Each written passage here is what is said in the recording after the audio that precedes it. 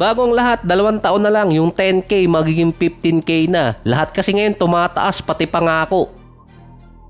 Mula January, ang Cavaliers meron 17-5 record. Meron din silang 7-game winning streak at nasa 5-0 pa si James Harden sa Cleveland mula nang matrade siya.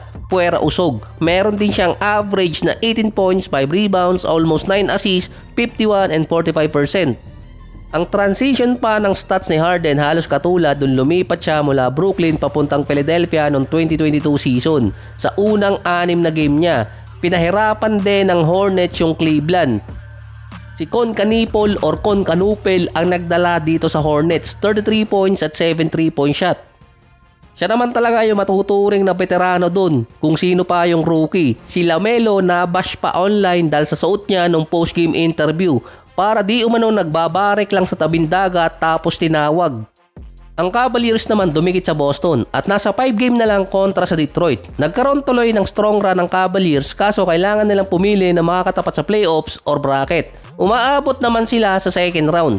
Kaso sa last 2 playoff appearance ng Cavaliers, 2-8 record sila kapag second round ng playoffs. Kahit gaano sila kalakas sa first round, dinudurog naman sila sa second round. Lalo na kinakapos palagi itong si Donovan Mitchell.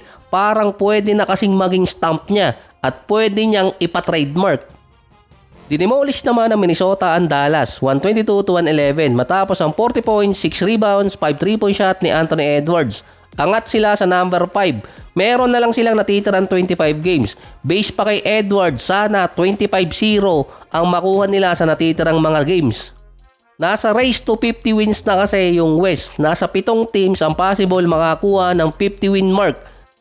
Kasama pa doon ang Phoenix Suns kung hindi magtutuloy-tuloy ang slump nila. Ang Minnesota sa last 10 games 7-3 record. Si Edwards ang third leading scorer behind Luka at SGA. Meron siyang 29 points, 5 rebounds, 3 assists. Hindi pa kasama si Edwards sa top 5 ng ranking sa MVP. Pang-8 pa siya. Ang frontrunner pa rin para sa individual award sa MVP ngayong taon si SGA. Base pa kay Coach Dignault, mawawala pa siya ng 4 hanggang 5 games kasi 1 week saka pa siya i-re-evaluate. Kapag nakabalik na si SGA base sa timeline na binigay ni Coach Dignault, nasa 7 games na lang ang matitirang buffer niya. Si Nikola Jokic may bago pa ba, number 2 pa rin sa MVP ranking.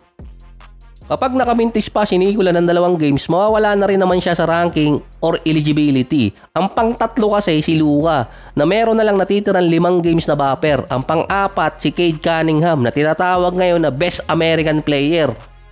Ang pang-5 si Wembanyama na meron na lang yatang natitirang 2 or 3 buffer. Galing yan sa botohan sa NBA.com. Pero sa ESPN, pumatak si Luka na pang-5 sa botohan. Meron kasing ginagawang botohan kung sino ang mananalo ng MVP per media outlet.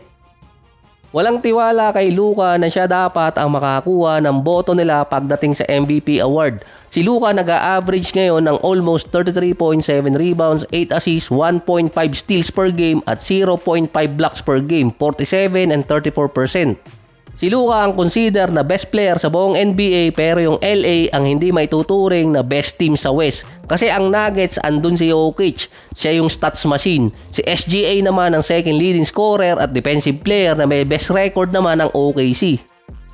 Muntikan pa ang Lakers kontra sa Clippers. Mukhang nausog pa ni Kawhi yung sarili niyang team. Bihira na nga lang maglaro ng back-to-back game itong si Kawhi. Sinabi pa niyang hindi na contender ang Clippers papasok ng second part ng season.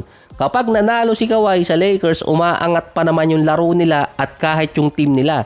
Natalo na, nadisgrasya pa si Kawhi.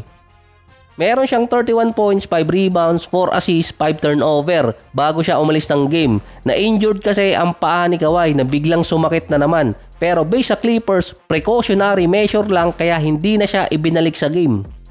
Mahilig kasi sa sikreto yung Clippers. Si John Collins naman nakipag face to face sa sahig. Sapul yung mukha talaga eh. Sinahod ba naman ni Jackson Hayes?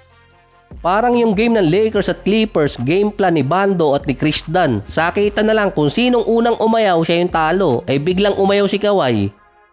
Si Lebron nasiko sa tagiliran, si Austin Reeves halos ibalibag nung number 14. Ang hirap pambig kasi ng pangalan, ang haba pa. Mukhang palaban din si Benedict Maturin after ng 38-point game versus Nuggets. Nagkaroon naman siya ng 26 points versus Lakers off the bench. Si Luka naman meron 38 points, 6 rebounds at 11 assists. May 3 steals pang kasama. Si Austin Reeves 29 points, 6 rebounds at 2 assists per game. Ang duo ng pogi na hot pa. Kung sino kasi ang may magandang record o run kapag second part ng season, siya yung kalimitan nakakakuha ng MVP award. At si Luka yung isa sa frontrunner ngayon. Kaso nga lang, parang walang may type kay Luka na iboto siya kahit pa pogi. Base kasi kay Luka, last December, hindi naman niya tinatangging gusto niyang manalo ng MVP. Pero priority kasi niyang manalo yung team. Kaso, imbes na maging MVP si Luka, parang naging kargador. Siya yung bumubuhat ng team. Based pa kay Candace Parker, isa sa boboto rin pagdating ng mga individual award dahil part na siya ng media. Dapat si Luka ang frontrunner. Kaso, na-overlook siya dahil parang business as usual lang ang ginagawa ni Luka kada season.